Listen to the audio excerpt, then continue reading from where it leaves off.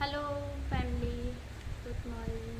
कैसे हैं आप? होप आप बहुत अच्छे होंगे। मैं सुनीता स्वागत करती हूँ आपका अपने चैनल ब्लॉगर सुनीता में।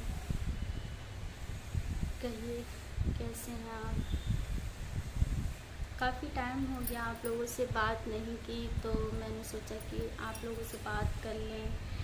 आप लोग भी सोच रहे हो काफ़ी टाइम से मेरा ब्लॉग भी नहीं जा रहा है आप लोगों के पास, और बात भी नहीं कर पा रहे थे हम आप लोगों से। क्यों नहीं कर पा रहे थे?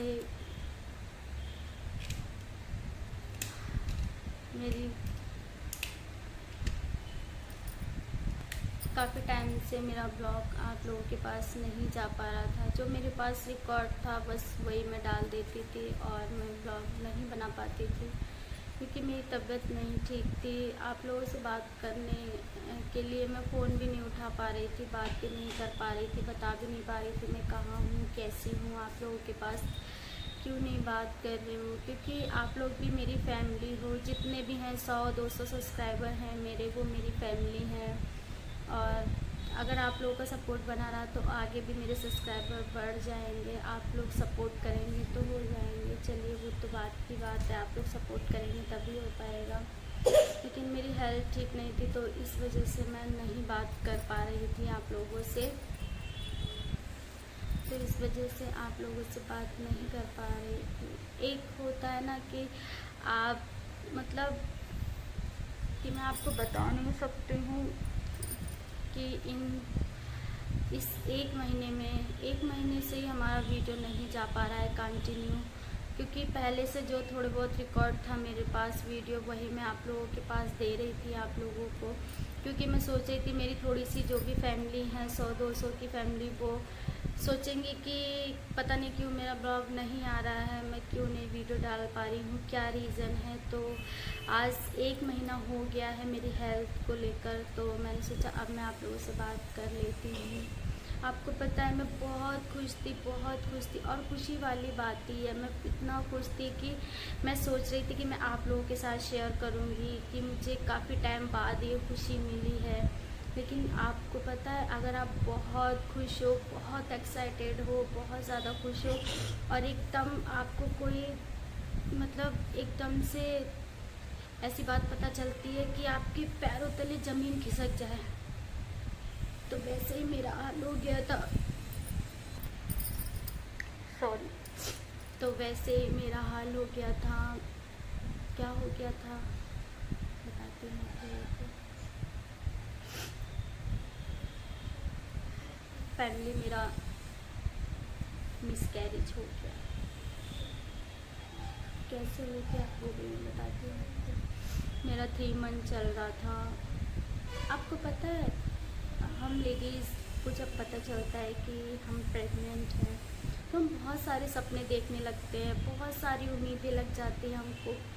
मतलब हर एक टाइम हम उस चीज़ को महसूस करते हैं। और मेरा 3 मंथ चल रहा था, मैं बहुत ज़्यादा खुश थी। मैं सोच रही थी आप लोगों के साथ मैं अपनी खुशियों को दुगना करूँगी, आप लोगों को बताऊँगी, बहुत ज़्यादा खुशी होगी मुझे। लेकिन शायद लेकिन शायद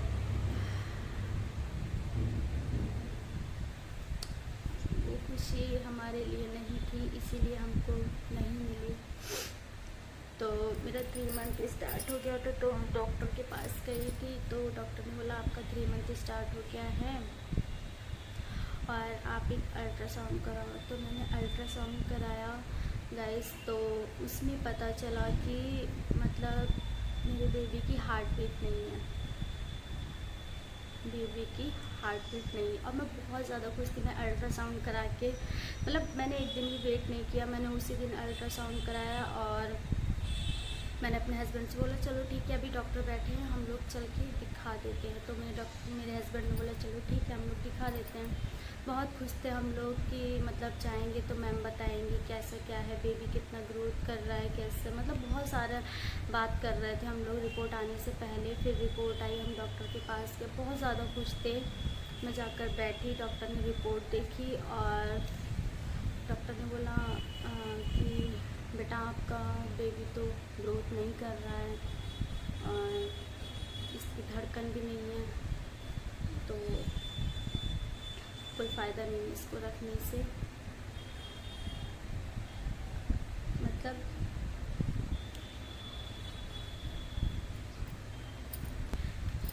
आप लोग, बेटा आपका बेबी ग्रोथ नहीं कर रहा है, तो मैम ने बोला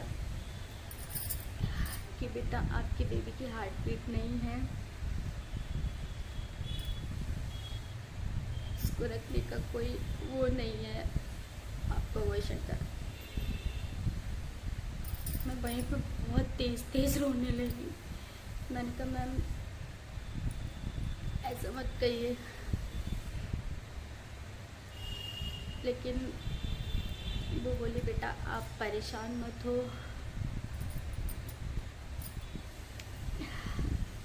वो बोली बेटा आप परेशान मत हो, कोई बात नहीं, ऐसा हो जाता है कभी कभी, आप परेशान मत हो और हो जाएगा, आप इतनी टेंशन मत लो। तो उन्होंने मुझसे पूछा आपका पहला बेबी है? मैंने कहा नहीं, मेरा दूसरा बेबी है ये। तो भी अच्छा। तो उन्होंने बोला कि बेटा इसको आपको हटाना पड़ेगा, क्योंकि इसमें हार्ट बीट नहीं है। अगर हार्ट बीट होती तो मैं थोड़ा सा वेट कर लेती और दवाई ववाई खिला के ग्रोथ हो जाती, लेकिन जब हार्ट बीट नहीं है तो फिर इंतज़ार करने का भी कोई फ़ायदा नहीं है। उसके बाद मैं रोते रोते केबिन से बाहर आई और मेरे हस्बैंड ने पूछे क्या हो गया, क्यों रो रही हो, क्या कहा डॉक्टर ने।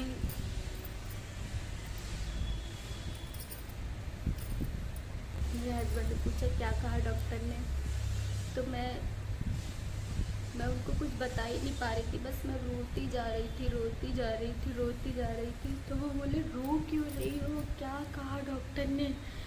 तो उन्होंने बोला तुम रो क्यों रही हो, क्या कहा डॉक्टर ने, कुछ तो बताओ, कुछ तो कहा होगा। तो मैंने कहा कि डॉक्टर बेबी हटाने के लिए बोल रहे हैं कि बेबी में हार्ट बीट नहीं है। मतलब इनको भी बहुत ज़्यादा बुरा लगा। फिर ये डॉक्टर के पास अंदर गए, सॉरी गाइस। तो ये डॉक्टर के पास अंदर गए तो इन्होंने बात की डॉक्टर से, बोला मैम कुछ कर नहीं सकते हम, कुछ मतलब कुछ भी उपाय नहीं है इसका। तो मैम ने बोला नहीं, इसका कोई उपाय नहीं है, अगर आप चाहो तो आप वेट कर सकते हो, लेकिन वेट करने का कोई फ़ायदा नहीं है, क्योंकि अगर बेबी में हार्ट बीट होती तो हम वेट कर सकते थे, जब उसमें हार्ट बीट नहीं है तो हम वेट नहीं कर सकते। फिर ये भी मायूस होके केबिन से बाहर आए और इन्होंने मुझे बहुत समझाया। वहाँ पे एक लेडीज़ बैठी हुई थी, वो मुझे बहुत समझा रही थी, कह रही थी आप मत रो, कोई बात नहीं, ऐसा हो जाता है कभी कभी। तो फिर मेरे हस्बैंड ने मुझे बहुत समझाया कि हम लोग को करना पड़ेगा ये। मैम ने बोला है रखने से कोई फ़ायदा नहीं है, लेकिन एक चीज़ ये भी है, आपको पता है भगवान जो भी करता है अच्छे के लिए करता है।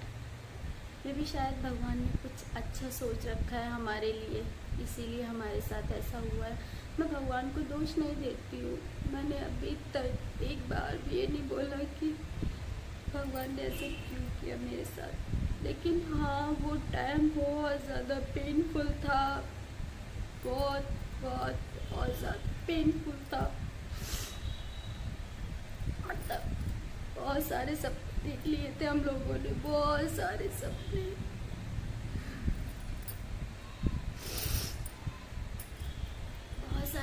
देख लिए थे हम लोगों ने, मतलब 3 मंथ में बहुत सारे सपने देख लिए थे। फर्स्ट मंथ से लेके 3 मंथ तक आप समझ सकते हो कि तब हमको जब पता चलता है कि हाँ हमारे मतलब सॉरी गाइस, मैं कुछ बोल नहीं पा रही हूँ, कुछ गलत बोल जाऊँ तो उसके लिए मुझे माफ़ कर देना। मैं ये बात आप लोगों के साथ इसलिए शेयर कर रही हूँ क्योंकि मुझे अभी तक नहीं पता है कि मतलब ऐसा क्यों हुआ, कैसे हुआ, कि मतलब बेबी की धड़कन नहीं आई। हो सकता है कुछ कमी रह गई हो, मतलब मुझे तो कुछ ऐसा नहीं लग रहा है। और मेरे अंदाज से तो यही है कि हो सकता है मैंने खाने पीने का ध्यान नहीं रखा है, इस वजह से हो गया ऐसा। तो मतलब भगवान कभी भी किसी के साथ ऐसा ना हो जैसा हमारे साथ हुआ है। बहुत ज़्यादा तकलीफ़ हुई हम लोगों को, बहुत ज़्यादा। मुझे जितनी तकलीफ़ हुई उतनी ही मेरे हस्बैंड को भी बहुत तकलीफ़ हुई। आपको पता है जिस दिन हमारा मिसकैरेज हुआ उस दिन इतनी ज़्यादा पेन में थी मैं, इतनी ज़्यादा पेन में थी, हद से ज़्यादा। और मेरे हस्बैंड मुझे देख देख के इतना परेशान हो रहे थे, बहुत ज़्यादा परेशान हो रहे थे। तो उन्होंने बोला कि यार भगवान ने इतना दिया, थोड़ा सा और दे देते, बेबी को धड़कन दे देते। इतनी तकलीफ़ नहीं होती हम लोगों को।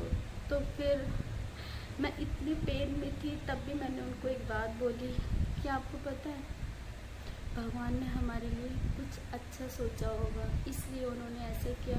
अगर सोचो आगे चल के हम लोग को पता चलता तो बहुत ही बुरा होता, मतलब हम लोग सहन भी नहीं कर पाते, इतना ज़्यादा बुरा होता। लेकिन भगवान ने हमको इतनी सहन शक्ति दी है, और भगवान ने जो भी किया है अच्छा किया है, और भगवान आगे भी अच्छा करे, और कुछ अच्छा ज़रूर सोच रखा है भगवान ने हमारे लिए, इसीलिए ऐसा हो। मैं भगवान को दोष नहीं दे रही, एक बार भी मैंने ऐसा नहीं बोला कि आपने भगवान ऐसा क्यों किया, क्योंकि भगवान कुछ भी करते हैं वो हमारे अच्छे के लिए ही करते हैं। तो आज 1 महीना हो गया है मेरा मिसकैरेज हुए, तो मैंने सोचा कि अब मैं आप लोगों से बात करना बंद कर दूंगी तो वापस तो नहीं आ जाएगा जो बीत गया है।